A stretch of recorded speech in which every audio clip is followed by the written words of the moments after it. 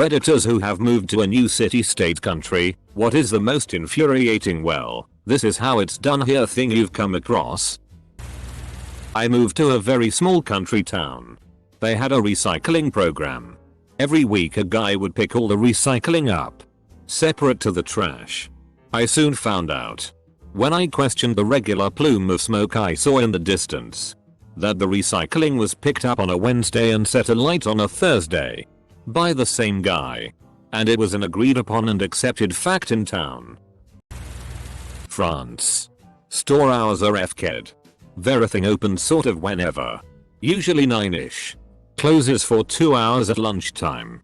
Then closes for the day at 5. And everything's closed on Sundays. It's difficult to find time to run errands while going to school. Was in Toulouse once. Wanted to buy some sandwiches over lunchtime. The sandwich shop was closed for lunch. I'm no sandwich economist, but that seems like bad business. Moved from a state in Mexico, Hidalgo, to another, Puebla. When it comes to tacos, they put the tortilla first, then a bit of cheese, then the meat. As opposed to the more reasonable tortilla, meat, cheese combination they do in my hometown.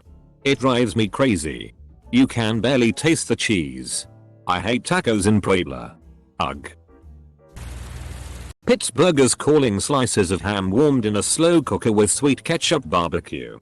As a homesick Texan, attending my first Pittsburgh barbecue lunch was a gut punch of fury and disappointment. Edit. Boy. Some of yins are salty. This happened over 2 decades ago. I'm sure things have changed. And while you may know what real barbecue is, you persist in calling chip chop ham in sauce barbecue, thus proving the point of the thread. Also, I'm back in Texas, so all is well on my personal brisket intake. Thanks for your concern. I moved to England when I was a teen. British teenagers. Man. I don't know how the UK even functions. Alcoholism is a sport. Petty crime and vandalism is an art form. It's the alcohol that I could never adjust to. There is drinking. Binge drinking. Seriously binge drinking, and then there's a night out in Sheffield. I moved to NZ from the USA. People go barefoot everywhere here. Stores. Offices. The supermarket. Schools. Everywhere. I even went to see my doctor once and she was walking around barefoot in the examining room. Having grown up in the typical American no shoes, no shirt, no service culture, I've never quite adjusted to this facet of Kiwi life.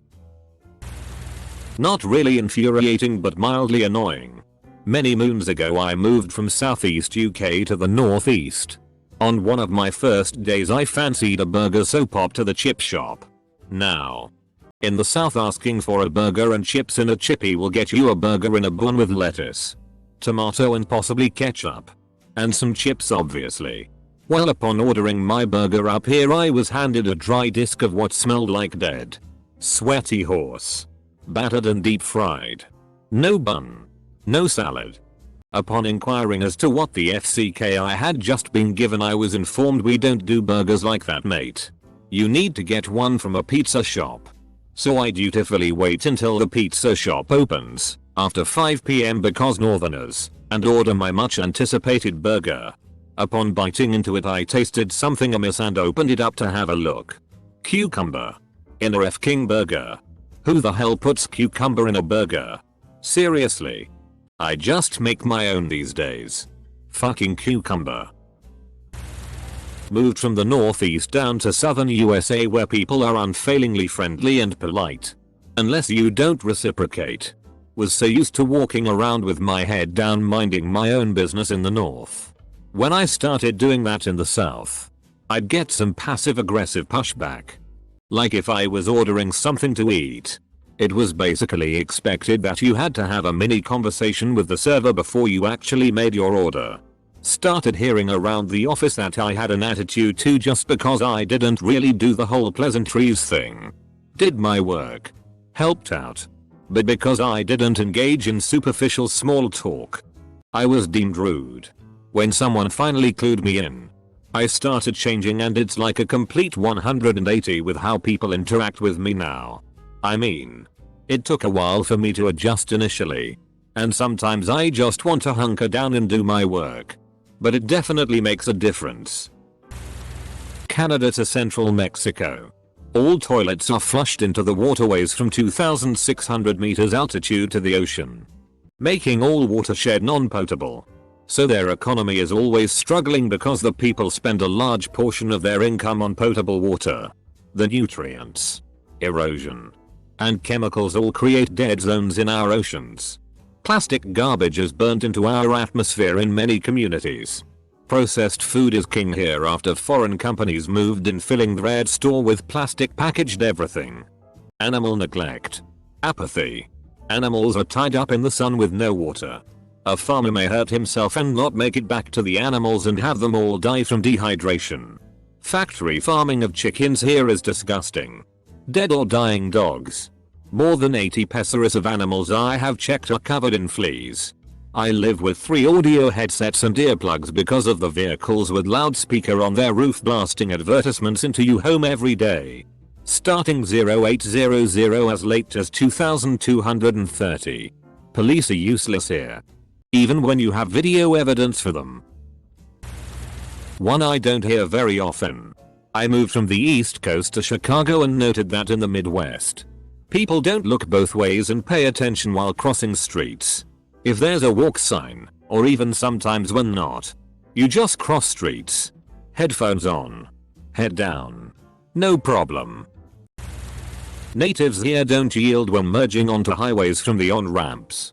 They won't adjust their speed and won't even look to see whether the lane is clear.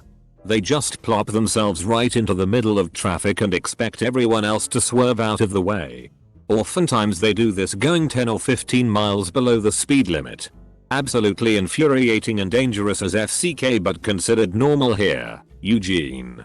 Or, I was brought up in a very small place, and my wife was brought up in London. Once, when we visited my hometown, she decided it would be a nice idea to have the florist deliver some flowers to my Auntie Carol from the next town over, to say thanks for the nice dinner we'd had the previous evening. She goes into the florist, selects some flowers, and starts to make arrangements for the delivery.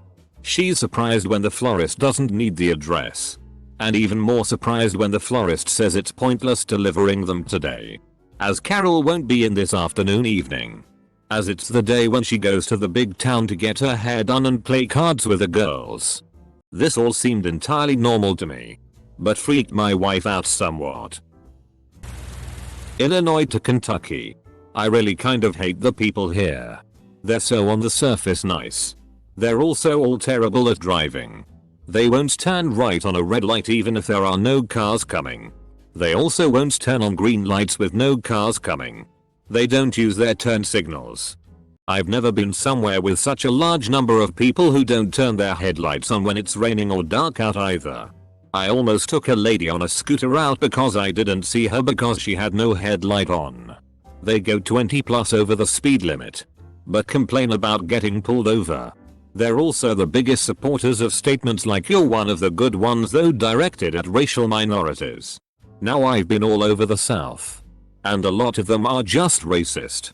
But in Kentucky it's like they're trying to justify their racism with thinly veiled arguments like "you're not all like that." Oh, and they overly to claim Lincoln was a Kentuckian. He didn't set foot in this f-king state after he moved. He was a practicing attorney in Illinois and he's on basically everything Illinois has. Also, Rand Paul. Just moved to Singapore. Love most of it, but a few things are completely retarded. Work situations mostly.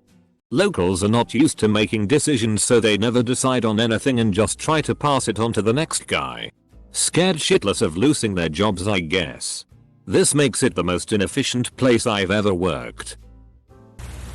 Everyone does everything at the last minute.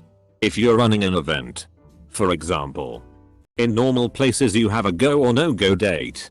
Here, you don't cancel because people don't decide they're going to something until the day before day of. It takes 15 minutes to drive clear across the city. And people still manage to leave with not enough time and then are speedy and road raggy. From Alberta, Canada with a Texan. There are almost too many of those moments for me. But the biggest one surround the eerie cultish religious influence down here. The latent racism and exclusiveness for Mexicans in particular, and sometimes blacks, although it's not as bad as many would think. People here accuse Mexicans of stealing jobs and driving down wages. Yet they generally support free trade and access to foreign markets. I can also confidently say that about half of everyone I've discussed this with completely deny climate change. I guess it is just always hot in Texas, so who would notice? Also, everyone here has a truck, but no one needs a truck. Where I come from, everyone also has a truck. But if you spend one December in Alberta, you'll understand why. But the biggest WTF moment is the same WTF moment I get everywhere in the US. Biscuits and gravy? Moved to Manitoba from Alberta. Had never heard of a social. People thought I was weird. What's a social? It's a party a married couple throws before they get married. There's drinks and a raffle and all this stuff. But you buy tickets to get in and the booze isn't free. It's a party to raise money for the wedding. I have a friend from the Philippines that's getting married, and she told me the only reason she's having a social is because when people found out she was engaged, they asked when the social was. She had people she just met asking if they could buy tickets to her social. You go to most parts of Canada, no one knows what these are. Personal experience. Parole required me to have a job. Parole also required me to risk losing that job because I had to leave early to show up to my weekly parole check-in, and my boss didn't like that. They finally agreed to change my check-in days because my boss called my parole officer and threatened to fire me if I had to keep leaving work early. If you expect him be able to drop everything to run downtown and check in with you at a moment's notice, don't expect him to be able to maintain consistent employment. You can't require someone to do something and then prevent them from doing it. Double quote. I moved from an isolated outback town to the second biggest capital city in Australia. The biggest thing I struggled to adjust to is how sensitive nice friends are to each other. Back home, my friends and I would say all sorts of horrible stuff to each other. To anyone from the city, we would have sounded like racist, sexist, homophobic stereotypes, but there was kind of a no offense intended, no offense taken rule. You could call a friend or colleague a horrible racist name and it'd be a laugh. But if you meant it, you were immediately put in your place, or if they ever reacted like too far, mate, you'd just never say it again. No big deal. It took me a long time to work out how friendship works down here. I've found a couple of people I can get rough with, but I've mostly trained myself to pull right back. Now when I go back home, it takes me a while to get used to hearing friendly racial slurs amongst my friends. Moved from Australia to London. Long list of things that messed with me, but one was that in London you can just cross a zebra crossing as soon as you get there, and all the cars, regardless of speed, have to stop for you. In comparison, in Brisbane you have to actually wait at the side of the road for some kind enough person to come along and stop for you so you can cross. Thought the friend I was walking with was going to get hit when he first did it. I moved to Cleveland and was shocked at how many restaurants sold gyros. Even ones that made no sense to be selling them did, and most hot dog stands did as well. The real kicker was that everyone there mispronounced it gyro. I got so fired up once when I ordered one pronouncing it the correct way, and the girl at the register looked at me like I was a special kind of idiot and corrected my pronunciation and all but rolled her eyes at me. I was so close to going back with a video on how to pronounce it, but lucky for her the food was great and cured my hanger towards her. An American in Spain. When someone doesn't want to be bothered. I hear no. In Spain that doesn't exist, or no, in Spain we. And sometimes for ridiculous things. I've lived here for 8 years. But it doesn't matter, I still get it. It can be for stupid things like when I go to ask for a product and they say it doesn't exist in Spain. Then I see it on the shelf behind me. Once, the phone company didn't give me the discount they promised, and when I called to ask, they no joke said, well, here in Spain 25% is different. And it's just to get out of doing anything about it. I'm fluent. It's not a lack of communication. San Francisco rentals can be quirky and frustrating.